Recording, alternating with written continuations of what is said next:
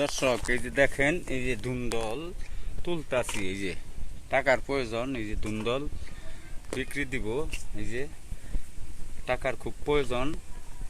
দর্শক, কবি বলেছে, ইংলিশ কবি বলেছে যে উড়াইয়া দেখো ছাই, পাইলেও পাইতে পারো অমূল্য রতন। কি বলছে বুঝে নিতে হবে দর্শক। আসলে ছাই উড়াইতে বলে নাই, এই যে পরিশ্রম করতে হবে, সমস্ত কাজে পরিশ্রম করতে হবে। এই যে দেখেন আশেপাশে ডালপালা যাহা ছিল, এই বাগানের আশেপাশে ডালগুলো সারাদিনে কেটে দিলাম। প্রিয় দর্শক, আসলে আপনাদের এত হিংসা কেন ভাই? দেখেন তো, এই যে সারাদিন কষ্ট করে বিষ দিলাম, মাছ নাগাইছি মুহির ভিতরে, এই যে দেখেন বিষ দিলাম। এই যে ধুন্দলগুলি, এই বাগানগুলি কত কষ্ট করে ভিডিও বানাই ভাই।